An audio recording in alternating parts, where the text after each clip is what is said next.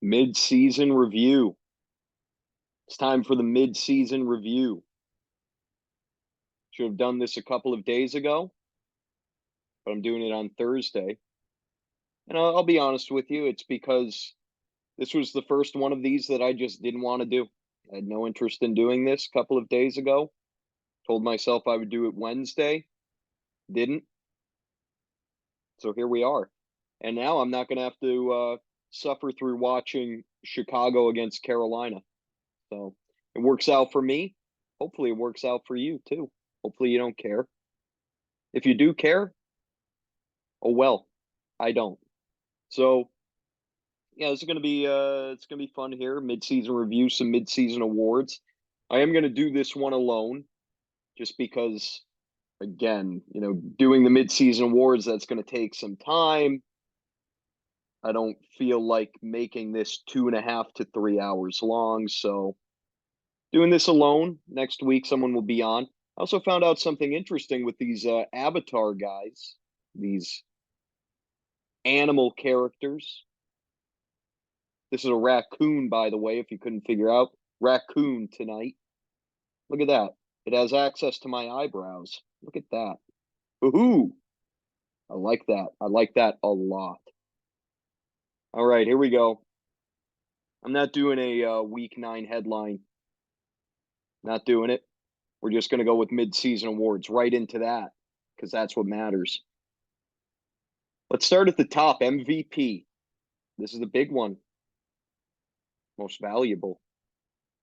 And honestly, this might have been the toughest one to pick. Seriously, 3 really legitimate contenders for this. And ultimately, I settled on Christian McCaffrey. I think he's the most deserving. He was the 4th overall pick by Krieger, and McCaffrey currently leads all non-quarterbacks with 25 points per game.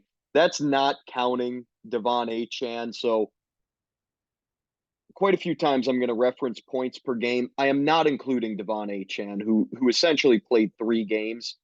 That's not enough to qualify in my mind.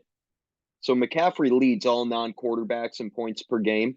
He's also outscoring the running back to Raheem Mostert by over 5 points per game. McCaffrey's been dominant, super consistent, high ceiling. He's been what he always is when he's healthy. And to me, he's the deserving MVP. The other 2 guys who were right there, Tyreek Hill and A.J. Brown. And I kind of wanted to go with A.J. Brown, not just because he's on my team. I'm not biased. I am sometimes, I guess, but not in this. It really is because A.J. Brown was the 16th overall pick, and he's been right there with the elites. Getting him at 16 is a big deal. But McCaffrey at the running back position, which has been just a pile of garbage, I think he gets the edge. Moving on, biggest steal. I already mentioned this guy, Raheem Mostert. Kind of an obvious pick. Mostert, running back 2 on the season.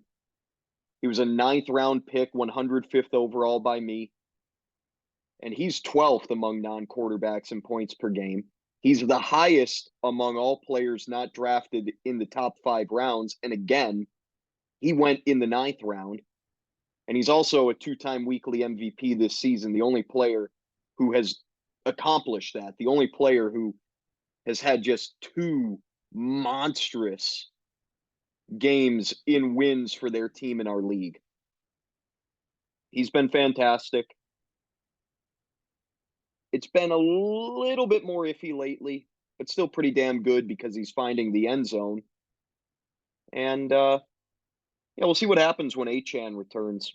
But for me, I've already gotten more out of Mostert than I could have ever bargained for.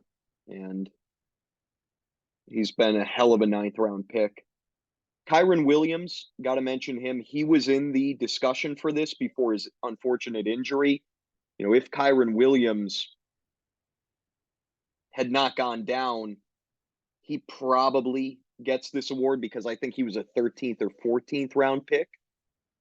But of course, he misses a handful of weeks between his 4 games he's going to miss on IR plus the bye week this week for the Rams. And that's pretty damn costly. But he's had a great year too. And Sam's going to be hoping down the stretch that he can continue to be what he was over the first month or so. All right, let's get into some negative awards now. Let's be negative. Biggest bust. I always break biggest bust into 2 categories. One for guys who have played and have just been ineffective. And then there's a biggest bust for those who have been injured or suspended or something like that. Biggest bust as far as ineffective play goes. This was a 2-horse race, but ended up choosing Bijan Robinson. Bijan, kind of crazy. 24th in points per game at the running back position. Just 18.4 points over the last 3 weeks combined. It's just kind of been an infuriating ride for Andrew, who rosters Bijan. The ceiling hasn't been there. Early on in the campaign, the floor was there. He had scored in double digits each of the first 6 weeks, but then that's gone out the window 2 of the last 3 times out. Of course, he had that headache, sickness game, whatever happened in week 7. That's part of it. But yeah, you're talking about a guy who's only had over 14 carries once this year, only the 1 rushing touchdown, 3 total TDs. It just hasn't been a fun ride. I think I may have already said that, but it hasn't. It sucked. And I think, too, Andrew being in last place, that kind of edges Bijan over the other guy in contention, which was Davante Adams. And hey, Davante Adams, that's been a miserable time too, especially lately. You're talking about 4 of the last 5 games for Adams in single digits. And if it weren't for that 42.2 point blow up, this would have been this biggest bust award, if you will. It's not an award. I don't know what it is. But yeah, I mean, Bijan, it's been tough. 6th overall pick has not lived up to that at all. If you're Andrew, you hope that maybe the volume increases a bit, but Arthur Smith doesn't seem like he has any inclination to do that. And he's also not using him in the red zone. So it's a bad combination. You're in a bad offense, not elite volume, little red zone usage. It adds up to what it's been. Bijan, good player, really bright future, but right now for fantasy, not getting the job done. Biggest bust as far as injured players, Nick Chubb. And I hate this because I really like Nick Chubb, but he's the running back 70. It's only going to get worse. He suffered that pretty gruesome knee injury back in week 2. All you can say is it's a damn shame Horvath took him 11th overall. And it's kind of crippled Dave's season. Between that and Kupp missing some time at the beginning of the year, Kupp not being great, the last 2 weeks without Stafford. And you're not getting production out of your first 2 picks, really. You're not going to be good. It's kind of impressive that Dave is still 7-11 despite that. And also, I mean, what Deebo Samuel was like his 3rd or 4th round pick. He hasn't done all that much either. And again, Dave is still right in the playoff mix. Good on him. But yeah, Nick Chubb, damn shame. Hopefully he comes back strong next year.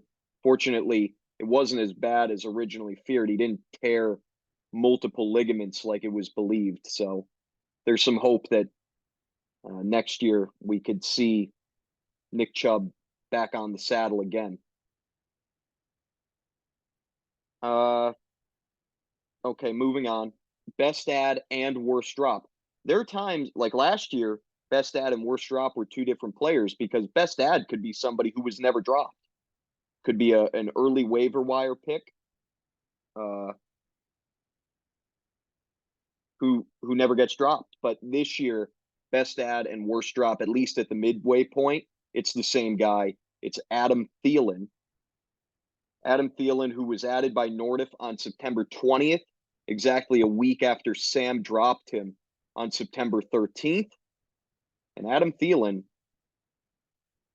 what a renaissance, resurgence, revival, any R word you want to use applies to Adam Thielen. Well, not any R word, but those three do. Those three work. Adam Thielen, 13th in non-quarterback points per game, 4 games of 20-plus points. And, you know, just like some of the other awards, this was a two-headed race, two-headed dragon. Is that a thing? Puka Nacua was in the running, but, Puka's had a bit of a slide lately. He just has. It hasn't been great for him without Stafford. It hasn't been great for him since Cooper Kupp came back. So I think it's like 3 out of 4, maybe 4 out of last 5 games, single digits for Nacua. So Thielen, his consistency, that high ceiling he's had, that allows him to win this award. And man, I'm stunned. I'm stunned by what Adam Thielen's done this year. He was bad last week. He really was. But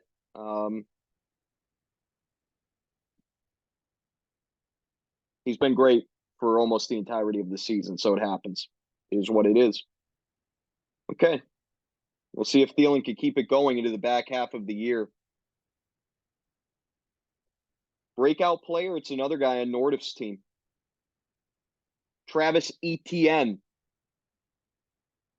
23rd overall pick by Nordiff, and a guy who I did not really believe in this year. I've said it many times on here. I thought solid running back 2, very little ceiling for more. Just, a guy you could rely on, plug in at running back 2. No, you were wrong. You're an idiot. Travis Etienne has been an elite running back 1. He absolutely has. Last year, he was the running back 17. This year, he's the RB3. And he's averaging over 8 points per game more than he did a season ago. That's a breakout, if I've ever seen one. So, Etienne, good stuff. And a big reason why Nordiff's team is where it's at. It makes sense. Nordiff has a couple of these awards, right? He's had a great season. 13-5 leads in season-long points. Still leads in record if everyone played everyone every week. So, yeah, it makes sense that he's got a couple of nods here. Rookie of the Year.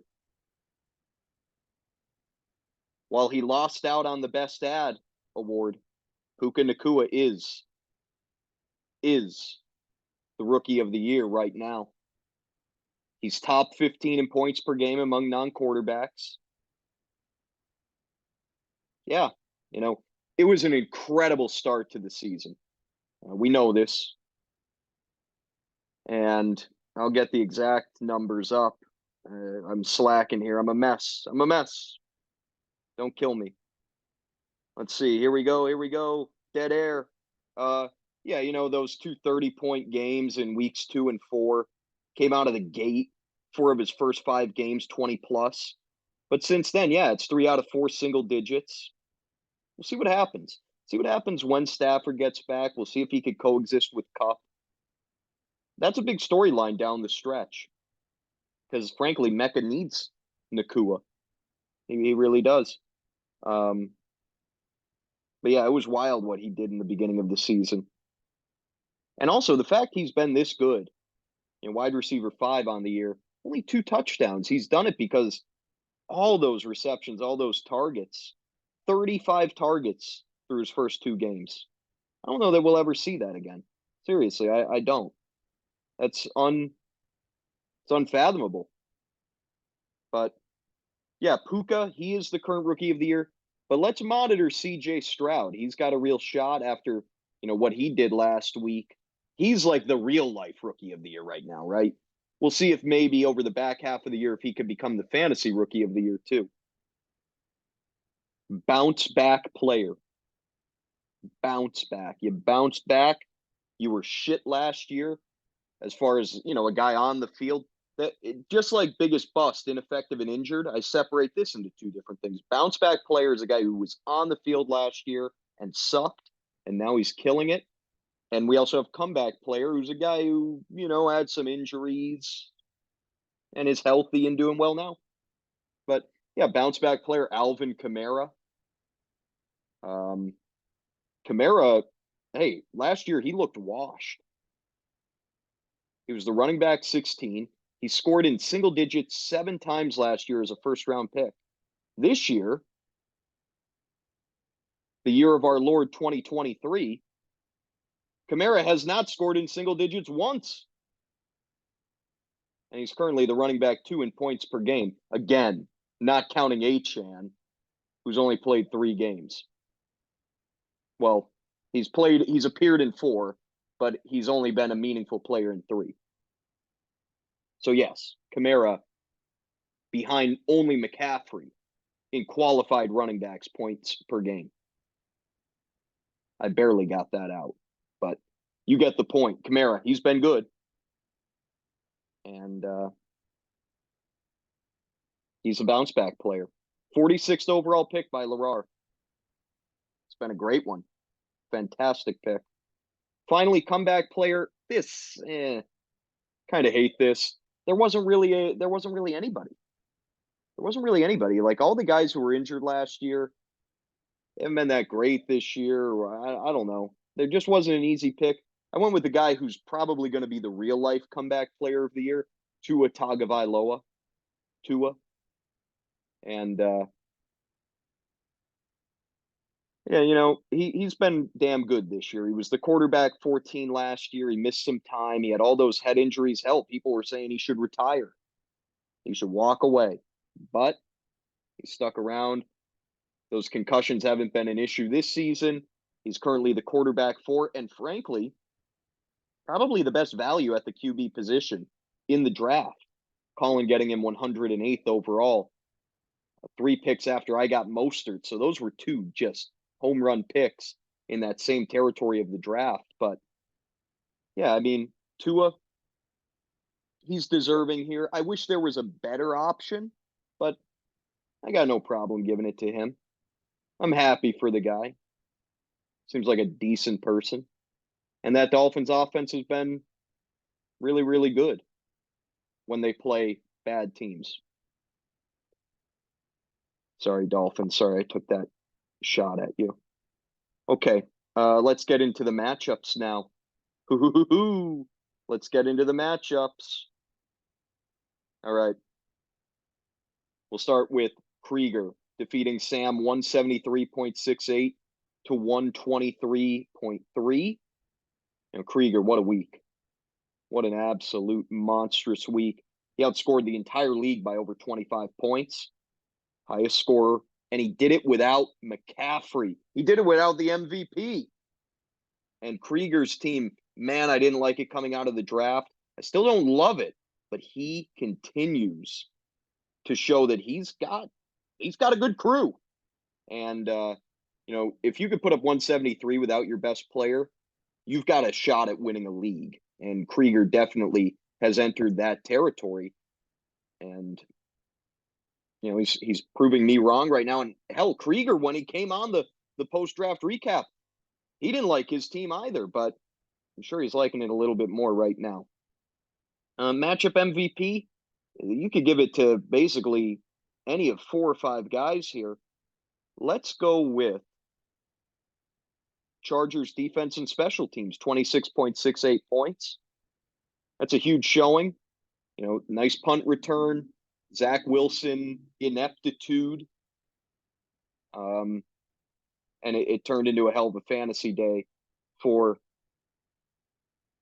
that unit. I think Krieger, he had picked them up the week before, so he didn't pick them up last week. He picked them up the week before. Regardless, Dak Prescott, great game from him, 32.1. And I was, very critical of Dak. Very, very critical. He was horrid to begin the season. 2 of his first 5 games under 8 points. 4 of those first 5 under 17. But since then, 3 straight games of 27.6 plus. He's on a roll. And man, if you look at his schedule, some awful teams upcoming. Giants, Panthers, Washington. It's I'll tell you, Dak Prescott, he might be a thing here for fantasy for a little bit, but Krieger was patient with him. It's working out. Rashad White, great game, 27.9. And man, he's up to the running back 11 on the year. This was another guy I didn't really believe in.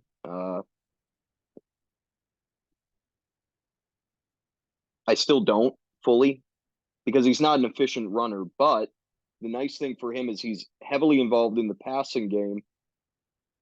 He's had at least 3 receptions in all but one game, 4 games of 4+ catches. That's good stuff. And he found the end zone twice this week. How about Chris Olave and Deontay Johnson? Both of them finding the end zone. They came in with a combined 1 touchdown on the season. Now they've got a combined 3. That's math. Yeah, no, good stuff. And hey, this was one of the things, I think I said this last week. Maybe I said it in my head. I meant to say it last week if I said it in my head. If not, if I said it on here, good. Krieger there was hope because his team had been performing, and that was with Olave doing nothing. Relatively nothing, right? High floor, low ceiling. There was hope that Olave could get going in the second half and add another gear to this team. Deontay Johnson, we've seen what he could be. A couple of years ago, he was huge for Sam's team. I think he was a top 10 receiver. Last year, it was a struggle because he didn't find the end zone. But man, if he could start finding the end zone a little bit, both of these guys, if they could start finding the end zone a little bit, it's a big deal for Krieger's fantasy team. And Amari Cooper, first game with the squad, he put up his best showing of the year. You got to love that. If you're Andrew, trading him away, and he immediately goes out and kills it. So yeah, I mean, Krieger, the vibes are good right now, and hell, even Hunter Henry, who he picked up off the waiver wire scrap heap, found the end zone.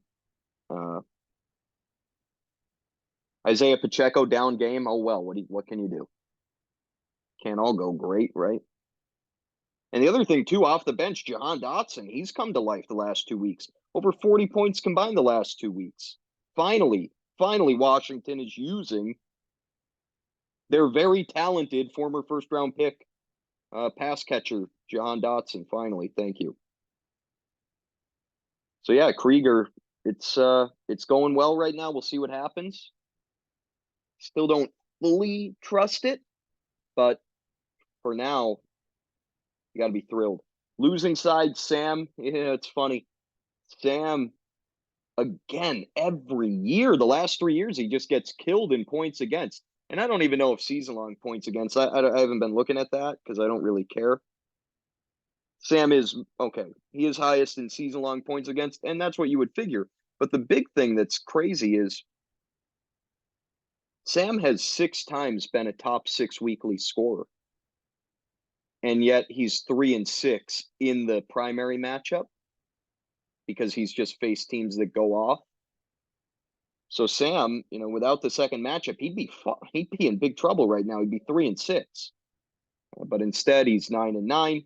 He's currently holding a playoff spot, and he deserves to because his team's been good. Josh Allen, good game. He's the quarterback 1. He's got 11 turnovers this year. That's a problem, but he gets the job done for fantasy because of his rushing ability. He's up to 6 rushing touchdowns on the year. And that's huge. I mean, that's why Josh Allen's been the quarterback 1, I think, 2 the last 3 years. And then last year he was maybe the QB 2 or 3. Like, he's right there every year. It's because of his rushing ability. And if he could clean up the turnovers, he's going to be awesome. But he's not playing his best football right now, that's for sure. And again, he's still the fantasy QB1. 27.3 points this past week. Josh Jacobs had a big game, and he's kind of getting on a roll now. You're looking at 4 of the last 6, 16.8 plus. and the touchdowns are starting to come, right? During that stretch, he's got 5 touchdowns over those 6 games. And yeah, I mean, that's what you want out of him. The volume's going to be there. Just you hope that there's some pass catching and some scoring opportunities. Rest of the team wasn't great. I mean, Jonnu Smith, he actually was the best start of the week. Sam gets 21 points from Jonnu, which is pretty incredible. You know, Laporta goes on by, you got to plug someone in. Jonnu Smith has a huge game, and that was a big deal because if Sam had gotten, you look at it, he got 40 points combined out of Jonnu and Younghoe Koo. That's a huge deal, right? I mean, the cutoff point for second matchup, Sam cleared it by like 18 points. If he had gotten a more reasonable 20 combined out of Smith and Koo, Sam does not win the second matchup this week. So those two guys combined, huge production. The receivers were horrendous for Sam this week. 10.3 combined out of Waddle, Pickens, and Gabe Davis. Pickens and Gabe Davis combined for -1 yard receiving. This is what these guys are. It's got to be infuriating to own. Hey, I owned Gabe Davis last year. I hated it. I absolutely hated it. And now Sam has a second Gabe Davis in Pickens. You don't know what you're going to get in week to week. You have no idea. You could get 30 because the guys they're big play machines, but you also might get 2. And it's just so funny that a week after Gabe Davis goes 9 for 87 and a touchdown on 12 targets, he gets shut out with just 2 targets. That's the Gabe Davis experience. It didn't cost Sam anything. So you just kind of move on and you hope the next time you need him that he does something. Same thing with Pickens. It hasn't been great the last 2 weeks with Deontay Johnson getting fully incorporated again. And that is a concern, I think. Just 3 catches combined over the last 2 weeks for Pickens. But again, you know, maybe this week he goes for 8 for 120 and 2 touchdowns. Who's to say he won't? He has the talent to do it, but he also, you know, has his days where he implodes and he does this. So yeah, Sam's 9-9, and he's weathered the storm so far without Jefferson and Kyren Williams. There are some more tough matchups upcoming for this team, starting this week with Peter. You know, he's got Pete. He's got, I think, Nordiff. He's got me and Dylan still on the docket. It's going to be tough, but Sam has done what he's needed to do thus far to keep himself in the race. Okay, we'll move along now. We'll chug along. Let's go to the closest matchup of the week. I defeated Lohan 117.82 to 117.59. That's right. This thing was decided by less than a quarter of a point. Close one, to say the least. Matchup MVP. Again, it's a defense special teams. Ravens defense special teams, 18.02 points. They are the DST1 on the year. And I've had them, I believe, all but 1 week of the season. I had them for all but 4 days. Yeah, they've been great and kind of matchup proof too. I mean, they haven't scored lower than, well, they scored 3.68 once, but aside from that, they haven't dropped below 6 points, except for that week 2 matchup against Cincinnati. They've had a pretty soft schedule. And, you know, it's going to get tougher down the stretch. That's why I have the Jets on my bench, because the Jets have an easy schedule late. Anyway, enough about that. You know, what can you say? The two just thoroughbreds of this team, they continue to continue to deliver. Diggs and Brown, they combined for over 40. They're the wide receiver 2 and 3 on the season. Brown is 2, Diggs is 3. They each found the end zone. Both of them held under 100 yards receiving, and they still produced because of those touchdowns. Raheem Mostert, he got into the he hit pay dirt again. I had to change up my vocabulary there. I had been saying end zone and touchdown too much. He hit pay dirt. I don't know. There's not much to say. This wasn't a very good performance by my team. Dalton Kincaid, 10 catches, really awesome. 10 catches on 11 targets. He had that fumble. What can you do? That was a nice play by Jermaine Pratt.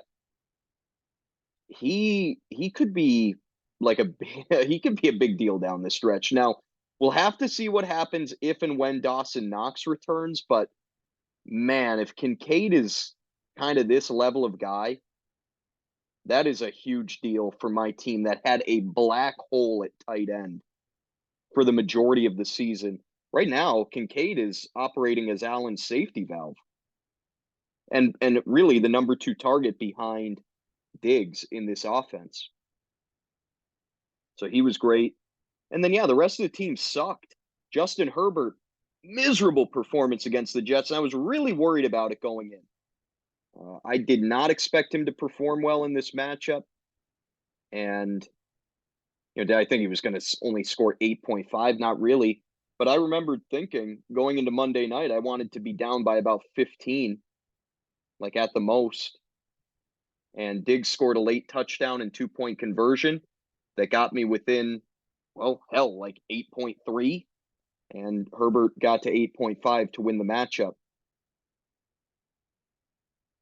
One thing that would have been interesting, Justin Herbert, since he's had that fractured finger on his non-throwing hand, he's been taking most of his snaps out of the shotgun.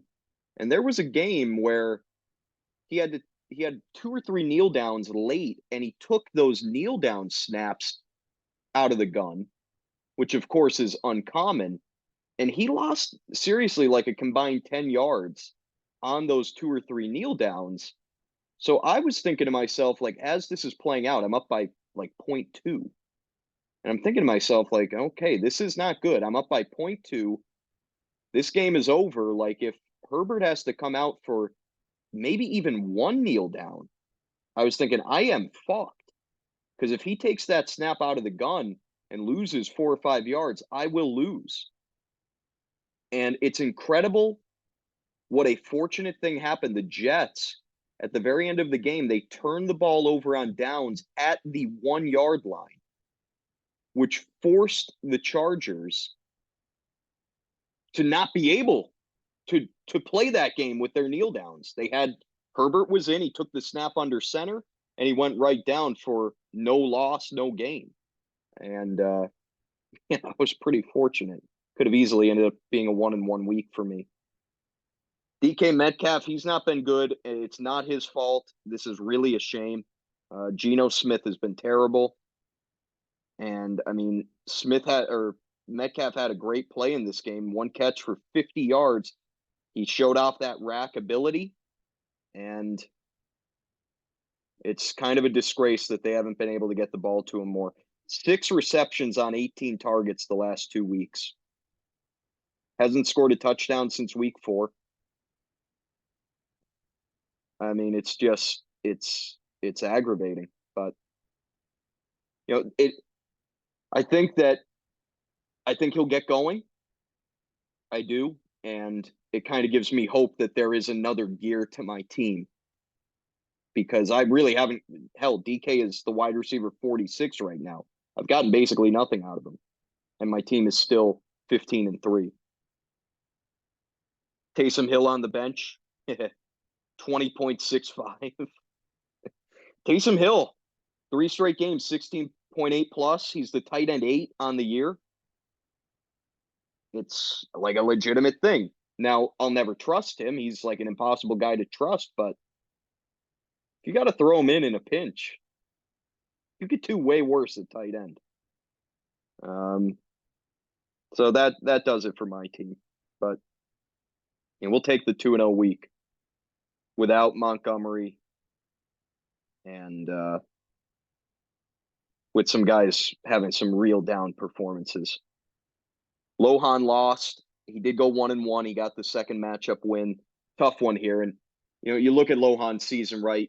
If he had won this matchup and then he had that other week where he lost both his primary and second matchup by like 1.5 points, God, what a swing it would be if he had been on the right end of those results. Lohan would be 9-9 right now. It'd be just way, way different for him. But instead, he's 6-12. It's going to be very tough to make the postseason. Jalen Hurts was fantastic. Played a very good real life game, and he performed for fantasy. He's been an animal, quite honestly. What we're looking at 6 games of 26 plus. Yeah, I mean, he's been damn good. He's the quarterback too, but I'd take him over Allen if we were to redraft right now. Just like the consistency of Hurts, and trust him a little bit more. I also trust him to clean up his turnover issues. He's got 11 turnovers too, just like Allen. I trust him to clean up his mistakes more than I do Allen. Rest of the team was just kind of solid. Cleveland defense was incredible for Lohan, 25.84. God, this was kind of the week of DST. I guess that could have been the headline if I was looking for one. Yeah, rest of the team just solid. Barkley, Jalen Warren, Pop Douglas, TJ Hawkinson, all in double digits. DeMario Douglas could be interesting for Lohan down the stretch. The Patriots basically have no other receivers. Like really, their receiver room is it's disgusting. So, you look at a rookie like Douglas, maybe he could do something down the stretch. I doubt it'll be consistent in that offense, but who knows? Zay Flowers, God, he's been terrible. He's been terrible lately. Touchdowns just aren't there. Only 1 touchdown on the season. We're looking at 3 of the last 6, 8 points or less. He's kind of been like a low end flex, and that's what he's been for the year. Wide receiver 35. Disappointing. I still think he's a good player. I think he could have some big weeks, but definitely expected more, especially with the way he started the season. He had 10 targets in 2 of his first 3 games. And then, to end up with 1 target here, game script screwed him. Miami, or not Miami, Baltimore blew out Seattle. I don't know why I said Miami. Baltimore blew out Seattle, so they didn't really have to throw the ball. But, yeah, man, Lohan needs more from Flowers and Calvin Ridley, of course, who was on bye. And James Conner, he's coming back. So, things could start looking up for Lohan if Conner, Ridley, maybe they have a better second half of the season than they did the first half. Conner was good. Don't get me wrong. He was good when he was out there. He missed time. He got injured mid-game week 5, and then he's missed, the last 4 weeks on IR. So, yeah, Lohan, tough position. 6-12. If 14-14 can get you in, you got to finish 8-2. It's going to be tough. It's going to be tough. Damn near impossible. Okay. Shifting focus now. Mecca 146.72 defeats Nordiff 84.23 in a bit of a stunner here.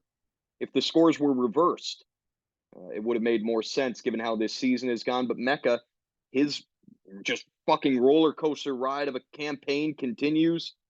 Mecca is either the best team in the league or the worst team in the league every week, basically. We're looking at 4 times 130 plus, 4 times under 100. A couple of 160 plus performances in there, a couple of under 80s. I mean, it's been wildly inconsistent, but this was a good week for Mecca. And it was all about CJ Stroud. He was the matchup MVP. He was the weekly MVP. He scored 46.5 fantasy points. And he led his team to an incredible victory against Tampa. And, I can't help but laugh that it was a week ago on this that, Dylan called Mecca's decision to trade for Stroud a disgrace. He called it one of the worst trades in league history. And then here we are, a couple days later, CJ Stroud lights it up. And that trade may still age horribly. Who knows? But right now, it looks pretty damn good for Mecca because it allowed him to get a crucial 2-0 week when he needed it, and he got production out of the quarterback position when he has gotten none. And hey, what did the quarterback on his bench do? Geno Smith, 4.25. He didn't do shit. Stroud outscored him by 40. So that's why Mecca made the trade. And yeah, maybe Stroud goes back to scoring 15 points next week. With a rookie, it's going to be inconsistent. And I think that was part of Dylan's argument, was that, you can't really lean on a rookie quarterback. And I agree with him in that. But Mecca has had such a disaster at the position. He was super desperate to bring someone in. And Stroud is just leaps and bounds above what was out there and what was on roster. Derrick Henry, good game, and Aaron Jones, finally Aaron Jones, 17.9. First time since week 1 that he scored over 8.7. Combination of injury and ineffectiveness had screwed him. And I had basically called Aaron Jones dead a week ago, like career over, bum, washed. And hey, he comes out with a solid game. He kind of had an Aaron Jones game, right? He gets into the end zone, catches 4 passes. That's how he's made his mark in fantasy over the last few years. So that's really good to see if you're Mecca. And yeah, Derrick Henry, solid game. We kind of know what it is with Henry. If he gets into the end zone, you're going to be happy. If he doesn't, you're probably not. Mark Andrews was solid. Pretty wild that he put up 9 receptions in that blowout. Must have done almost all of that in the early going. Receivers weren't great. We already talked about Devontae Adams. He's been horrid, and Mecca needs him. Tough matchup this week against the Jets. I don't necessarily know that it's going to turn around this week, but Mecca needs him at some point, or he has, I would say, almost no chance of making the playoffs. And again, if 14-14 does it, you got to finish 6-4. If you need to be better than that, then you have almost no wiggle room if you're Mecca's team. And yeah, he needs Adams. He really does. That was your first round pick. He's got to get going. But this was a great week for Mecca's team. And now we'll see. The question now is, can he be consistent for once? Can he put together back-to-back strong weeks? Because we have yet to see that. 164 in week 2, answered with 108 in week 3. 161 in week 4, answered with 76 in week 5. 130 in week 7, came back with 86 in week 8. Now we get 146 in week 9. What will come in week 10? We'll find out soon enough.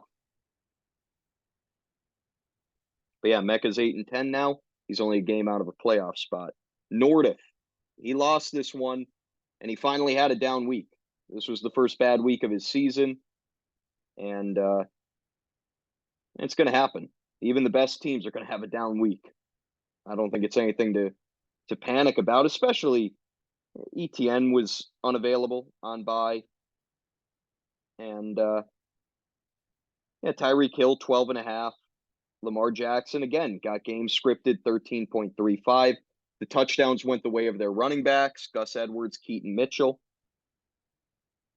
Adam Thielen finally had a down game. What can you say? It was a perfect. Nordiff has had so many weeks where it's been just everything lining up perfectly. This week it was the opposite. It was the perfect storm of bad. And so he ends up with a downer. And again, I don't really have much takeaway. I think it's just part of, you play 14 weeks, it's going to happen. The only thing that sucks is the loss of Dallas Goedert. Easily the worst thing that happened to this team this week, because Goddard had been pretty damn good lately, at least compared to what he was doing at the beginning of the season. He had those 2 big games, weeks 5 and 7, and he had been solid outside of it too over the last month or so. And now you lose Goddard. I think it's yeah. Ian Rappaport reported he's likely to go on IR, probably going to miss 4 or so weeks, and that's rough because the tight end position, there aren't a ton of options out there. Like most of the playable guys are owned at this point. I know Nordiff has Irv Smith. He scored last week, but he's done nothing. He has 13 receptions this year. You're basically just that's a touchdown or bust type of guy. And at least you have someone in a good offense, but still, I wouldn't be counting on Irv Smith to really give anything. So yeah, that's pretty brutal. And James Cook also, that's another issue for the last 5 games in single digits. And now we'll see what happens with Fournette as he becomes incorporated in the offense. Does he take snaps away? Well, I mean, he's probably going to take some snaps away, but who does he take them away from? Does he eat up Latavius Murray's role? If that happens, it doesn't affect Cook. But man, if it becomes like a 3-guy rotation, Cook could actually become unplayable because he's been borderline unplayable for about a month now. So we'll see. Touchdowns need to come at some point. Simply put, he only has 2 on the year. They need to start. He needs to start scoring, or it's going to be a disappointment. But yeah, I think I expect Nordiff to bounce back next week. Hill, Allen,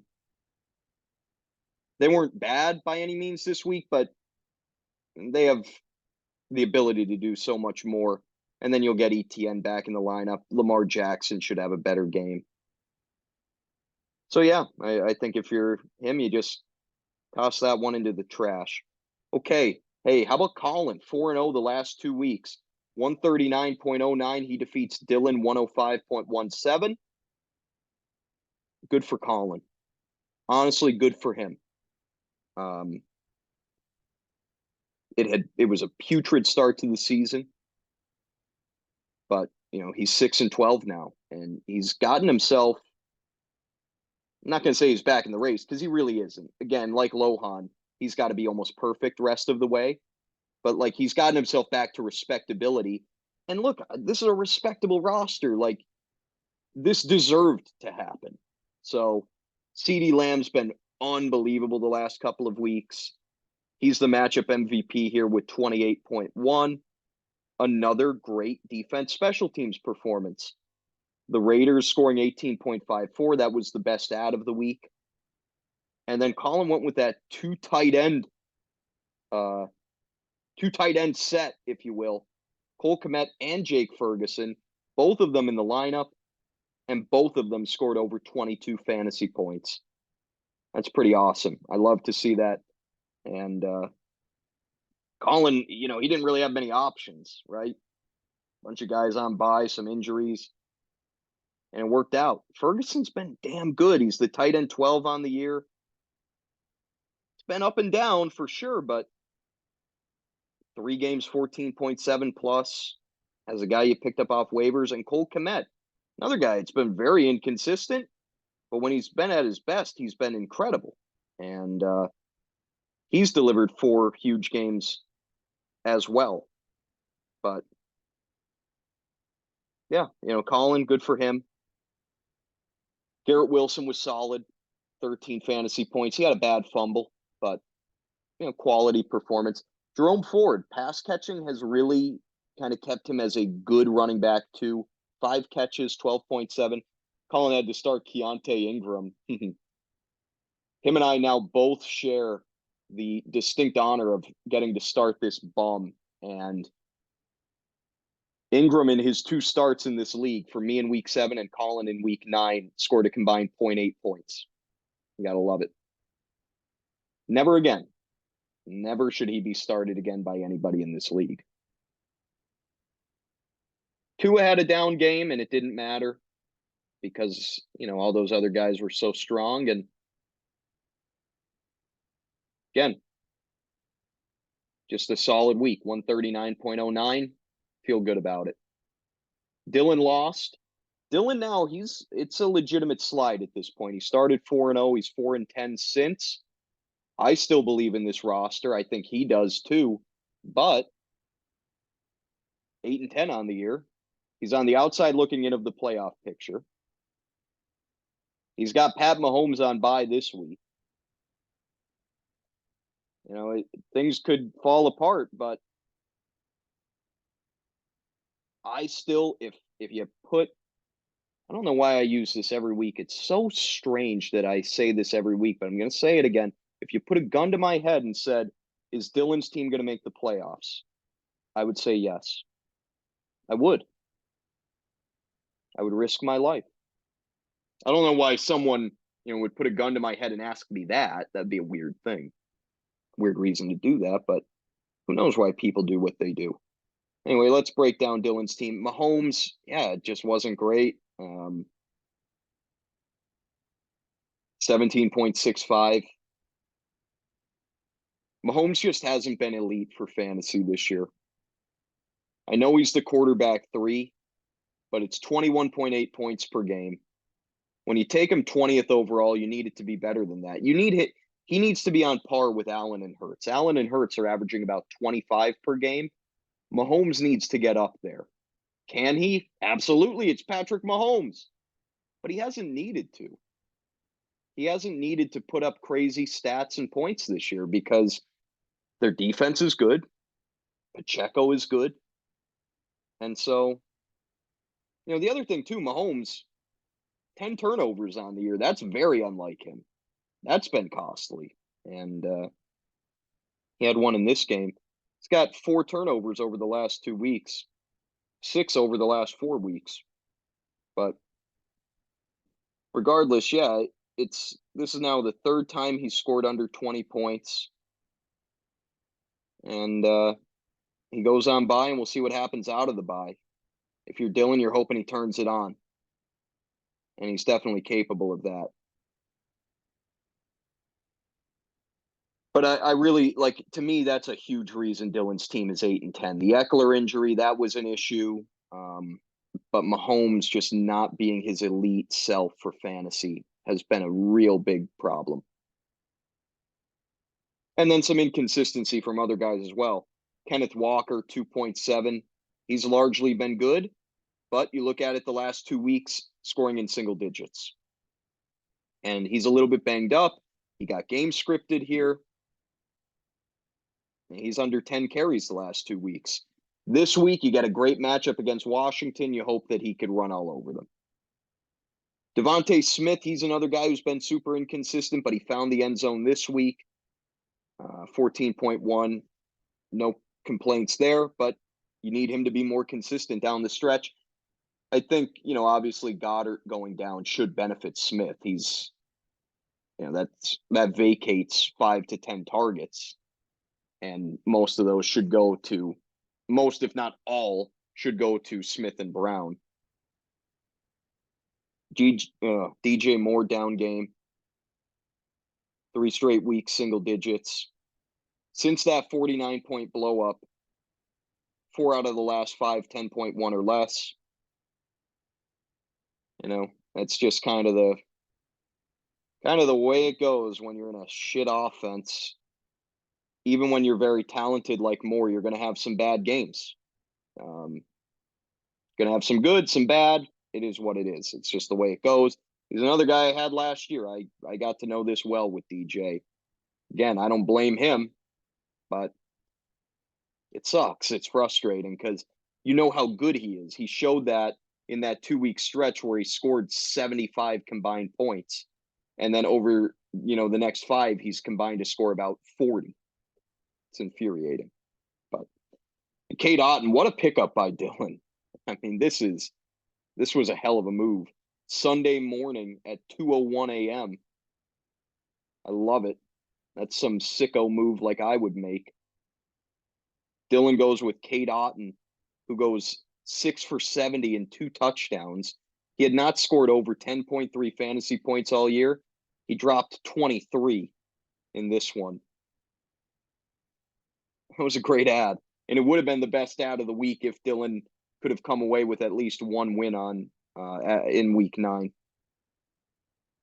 Dylan did have the worst sit of the week, and it cost him a win, sitting Tank Dell and his 29.6 points for Kareem Hunt, who scored 9.8. Not going to say that was an easy decision because Tank Dell's been all over the place too, but that was a coin flip between Hunt, Brian Robinson, and Dell. Dylan chose the wrong guy, and it cost him. Austin Eckler was good, found the end zone twice. But, yeah, besides Eckler and Otten, not much to be thrilled about here in a 105-point showing. So we'll see what happens. Dylan's got Horvath this week, and I'd call it a must-win. Okay, we got 2 more matchups. Both were close, and both were shit. Lerar 104.01 defeats Horvath 100.27. Matchup MVP, 27 points from Dalton Schultz. Man, did he pick a good time to rebound from an ugly week 8. Schultz, it's been a tale of 2 seasons, really. 4 times he's scored 7.4 or less, 3 times 2.5 or less for Schultz, and 3 times 16.1 or more, including this massive game. And he's a guy, at the tight end position. It actually kind of reminds me of Taysom Hill. Obviously, they do it differently because Schultz is a legitimate tight end, whereas Taysom Hill is a gadget. But it's similar in that you get some horrid, you get some great, and you don't really know when you're going to get which. I don't know if that was a sentence. It sounded okay, and saying it back in my head, I feel like it was okay. It got the point across. The rest of the team wasn't that good. Jonathan Taylor saved his day with a receiving touchdown, but notably 23 touches for Taylor. And is that a sign of things to come? I don't know. He averaged less than 2.5 per carry. To me, Zach Moss deserves to still be playing. I don't really know why Zach Moss just didn't play last week. I have no idea, but if it's going to be the Jonathan Taylor show from here on out, that's massive for Lerar. We'll see. See what happens. Colts might go hot hand. And by hot hand, I mean if Moss is going well, maybe it's more of the 60-40, 50-50. But if it's, if they feel good about Taylor, you might have a week like this where it's more like 80-20. We'll see. I have no read on it because it makes no sense to me what they did. It makes no sense to me because, and I'll explain why. Against the Saints in week 8, Taylor went 12 for 95. So he was fantastic. And they heavily used Zach Moss in the second half. This week, Taylor was not good. 18 for 47 on the ground. And Zach Moss was a ghost. So what's going on here? I can't explain it. Maybe there's some injury type of stuff going on with Moss. I know he was banged up going into that Saints game, but Colts haven't said anything about it. I don't know. Couldn't tell you. Jacoby Myers, he saved his day with a rushing touchdown, but the concern here is 3 catches over the last 2 weeks combined. I don't know if it's sustainable, the 13.5. The good thing for Lerar is he was able to overcome down games from Kamara and Chase, his 2 best players. They combined to score under 20, and you still end up with a win if you're Lerar. You feel pretty damn good there. And also, hey, let's mention getting negative points combined from defense and kicker. Negative 3.14 from Seattle DST, 2 from Jason Sanders. So Lerar, he survived some shit here. He also made a horrendous start-sit decision. I mean, when Deshaun Watson was made active, you got to put – I know Watson's been a mess, but, you can't start Zach Wilson over Watson. Zach Wilson, I don't even know – he should not be – he is such a last ditch. Wilson has scored over 14.5 fantasy points once this year. he's not a guy you should ever play. Maybe if we were a 3-quarterback league, Zach Wilson should be playing. But yeah, even with how bad Watson has been, I may have mixed up the names. Wilson, Watson. I'm a mess. But essentially, the point is, when Watson was made active, he should have been put in for Wilson. And it didn't cost Lerrar. It barely didn't cost him, winning this first matchup. And it didn't cost him the second matchup. Had he started Watson, he would have lost the second matchup by like a point or two to Lohan. So didn't matter, but that was a pretty brutal start-sit decision there. Would have been worst sit of the week had Dylan not cost himself a win with Tank Dell. But as for Lerrar, hey, I want to end on a positive note. 9-9, he's back in the top 6. He's back in a playoff spot. He controls his destiny. And it's been a great turnaround from those first couple of down weeks. Essentially, once he got his team healthy, he's been good. But hey, you know what? I'm actually not going to end positive. Sorry, Lerrar. Lerrar has been the opposite of Sam. So I said that Sam is 6-3 in the second matchup, 3-6 in the primary matchup. Lerrar is the opposite. Lerrar is 3-6 in the second matchup, 6-3 in the primary matchup. Lerrar has greatly benefited from some low-scoring performances against him, and yeah, I mean it's a big reason why, despite being 9th in scoring, he is 9-9. Okay, Horvath lost, and this is a tough loss. And you look at the last 2 weeks for Dave, couple of losses by under 5 combined, and it screwed him. It's killed him because, not only is it bad to lose when you're fighting, fighting for a playoff spot, it's brutal to lose to the guys that are directly in front of you, Sam and Lerrar. If Horvath had won those 2 matchups, he'd be 9-9. Sam and Lerrar would be 8-10. Horvath would be in the playoffs right now had he just won those 2 matchups the last 2 weeks that he's lost by a combined like 7 points. Cruel game this is. Let's take a look at Horvath's team. Not much to be happy about. Baker Mayfield, good spot start. Nothing incredible, but solid, 21.65. Ramondre Stevenson, he's gotten going lately. 14.5 or more 3 of the last 4 weeks. Still don't fully trust it because of that offense, and also, man, it's wild. 10 or less carries each of the last 5 games. I don't know what that's about, especially a game like this where he went 9 for 87. I think probably part of it was that they fell behind, but they got to be toying around with Ezekiel Elliott, right? Let's see how many carries he had.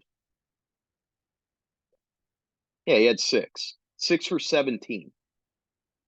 So essentially, Stevenson's getting like 55 to 60% of their carries. It should be higher than that. Ezekiel Elliott has been very inefficient. Good goal line guy. I think he's great for that role, but come on. Come on now. Anyway, Stevenson, good fantasy performance. Down games everywhere else. DeAndre Swift, 9.4. That was his worst game since week 1, I believe. It was. And 18 for 43 on the ground is pretty awful. Only 2 receptions. Cooper Kupp, he's scored under 7 fantasy points 3 straight weeks. That felt impossible the last couple of years to be saying that about Kupp. But here we are.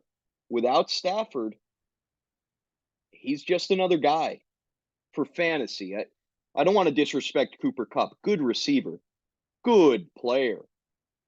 But for fantasy purposes, with Stafford, he's like the greatest thing of all time. Without him, this. And, part of it is that Brett Rippon was horrendous. He couldn't complete a pass. So we'll see. They have their bye, and then maybe Stafford comes back. Maybe Kupp gets going. But Hasn't been fun to have him this year, has it? Missed the first 4, couple of big games. You're thinking like, okay, yeah, hey, he missed those first 4, but he's back. He's back. He's going to be himself. But then this 3 straight just dog shit performances. Addison didn't do too much. Hopkins didn't do too much. You got negative points from your defense. Justin Tucker was good. That's fun. But all in all, pretty brutal. And especially when you look at it and say, if you're Horvath, if I had just gotten, 10 points from Cup and 0, if I had gotten 10 points from Cup and not started a defense, I would have won this matchup. But what can you do? What can you do? I liked the Giants' defense special teams this week, too. I thought it was a good start. And they got absolutely just dunked on. They gave up 30 points. Part of it was that their offense was horrendous. Part of it was that their defense was bad. And it added up to be ugly. All right. Now we got 2 teams that scored under 95 points. Peter, 93.63, defeats Andrew, 91.16. Matchup MVP, if there even is one. Gus Edwards, I guess. 17.2 on 5 carries. Gus Edwards went 5 for 52, and he scored 2 touchdowns. He's got 6 touchdowns over the last 3 weeks. Yeah, he's been a scoring machine. He's up to the running back 16 on the year. Is it sustainable? Not if he keeps getting that kind of workload, but he didn't have to play really at all in the second half. The only concern would be Keaton Mitchell, the rookie who came out, went like 9 for 138, something like that. Looked electric. He kind of looked like Devon Achane, and that could be an issue. You already got Lamar Jackson. He's going to steal his touches. He's going to steal some touchdowns. If Mitchell is a thing, could make it tough for Gus, but it's been a good ride. And if you're Pete, you got to hope that Mitchell is not a real thing and that Gus continues to be the lead guy there. The receivers, they were consistent and they continue to be. McLaurin and Pittman, just that high floor, kind of low ceiling. And they combined to score about 27 points. Sam Howell, good in a spot start, 20.95. Actually, that's not a spot start. Peter's probably going to stick with him this week, I would think, too, right? Yeah, because Fields is out again, so that might be his guy for a bit. Like Sam Howell, quarterback 6 on the year, that might be his guy. But he was good.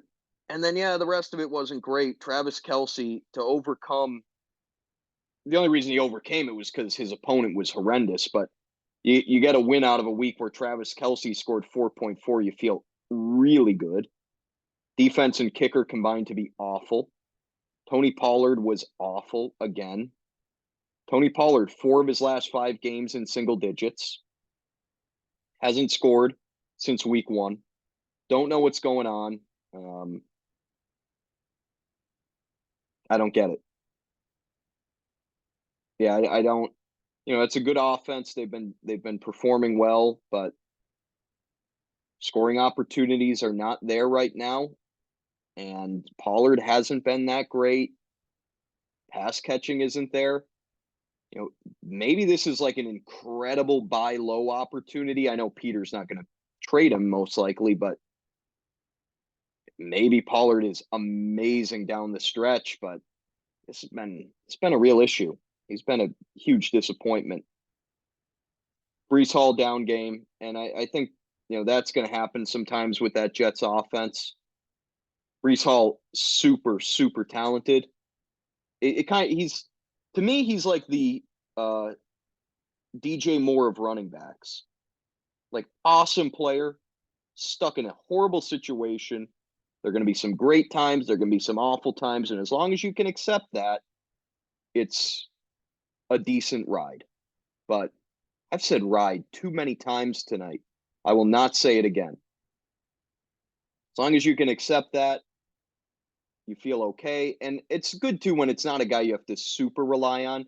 I think Breece Hall was what, a 5th round pick for Peter, maybe, and DJ Moore was probably a 5th round pick for Dylan. So those aren't guys that those teams are like relying on. It's different when it's a 2nd or 3rd round pick and they're disappointing from time to time.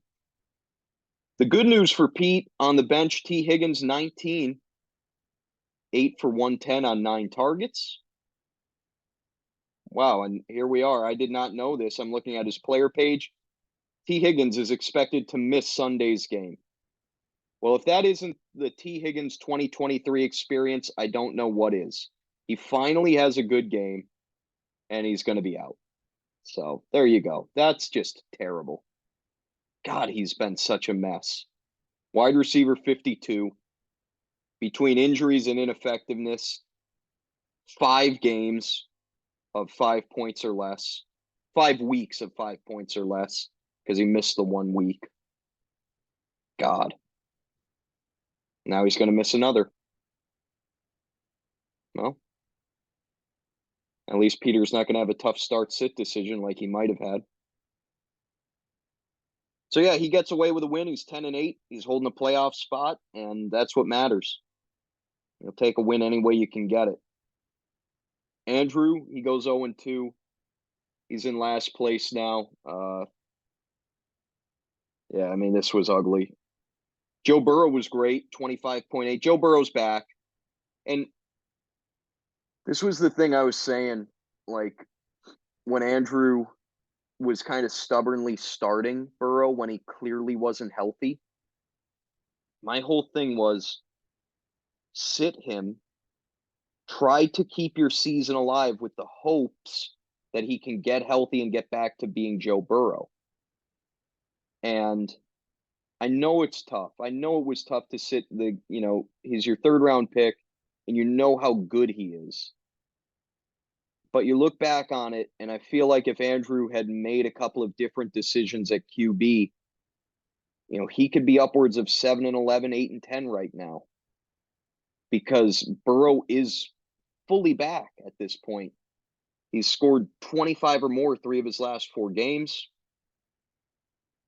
And that was after scoring 10.75 or less 3 of the first 4 weeks. But yeah, I mean, it's Joe Burrow's not going to mean anything for Andrew at this point, So I don't know. I know that was pretty negative, but it's the truth, and I think Andrew would agree with me. Bijan Robinson already, we named him. I did. Yeah, and you know what? Actually, that brings up a point to me. I remember I floated the idea of having the league vote on midseason awards. To be honest with you, I didn't want to deal with the extra work. Didn't want to deal with it, and so I decided not to do that. And shoot me. But yeah, Bijan Robinson, I named him biggest bust as far as guys who have been on the field. 5.9 this week. What can you say? He fumbled. Zach Moss, first game with the team, he scores 2.6. Again, he didn't really play for whatever reason. I don't know why, but see what happens. Yeah, it could end up being a horrendous trade if Moss is just not a thing. To me, he still should be. I already said this. I'm not going to get into that anymore, but Marquise Brown sucked. What can you do? Clayton Tune played. And so Brown has now scored 8 or less, under 8, 3 of the last 4 weeks. But hopefully with Kyler Murray coming back, he'll get going. Nico Collins found the end zone. Seemingly everyone on the Texans did. Alexander Mattison, this is interesting because he ends up just another awful rushing performance, 16 for 44. And he's done that all year. But he had the pass catching, a receiving touchdown, and also Cam Akers suffered another Achilles injury, likely career ending.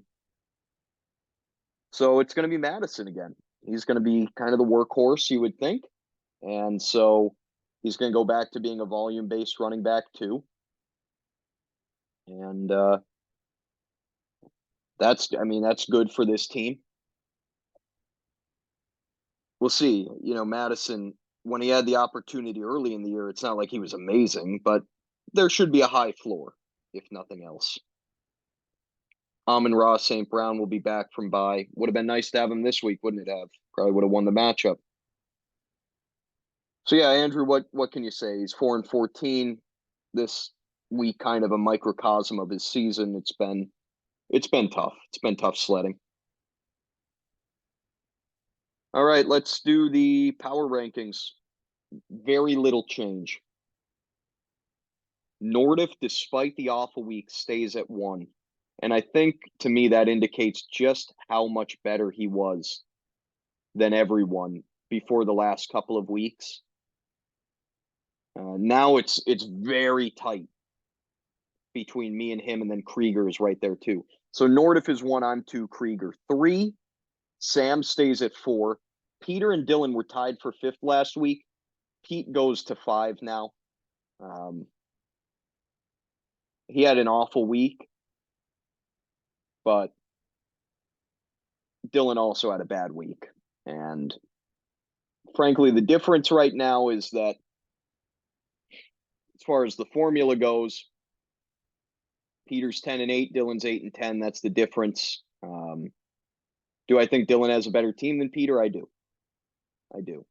But I decided to be objective instead of subjective with all of this. So Peter's 5, Dylan's 6. Larar stays at 7. Mecca hops a spot up to 8. Horvath drops that spot down to 9. Colin hops a spot to 10. Lohan replaces him at 11. And Andrew stays in the dungeon at 12.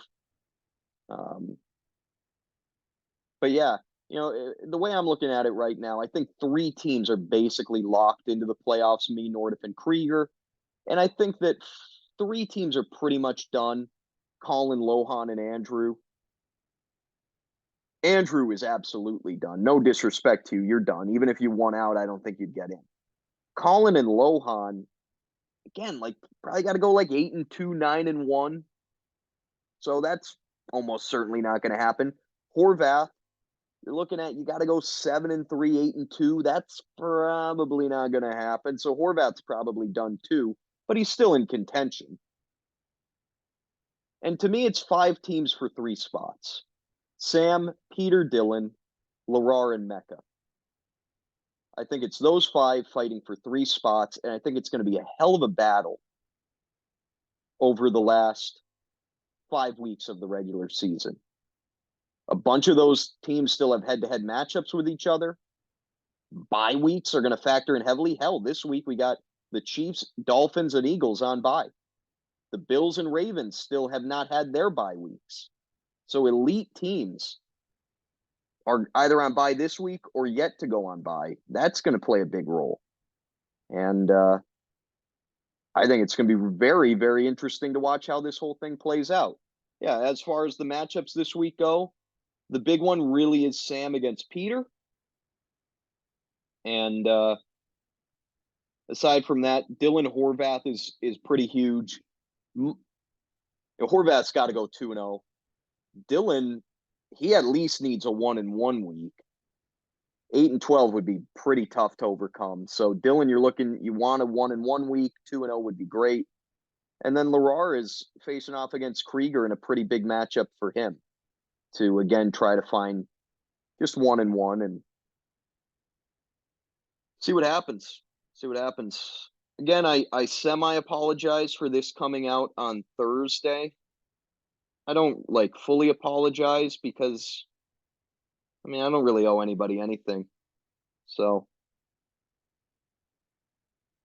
oh well. If you had an issue with it, fuck you. I don't apologize. No guest. I think this still ended up being an hour and a half because of the mid-season awards. And I'm going to wrap it here. See who's on next week.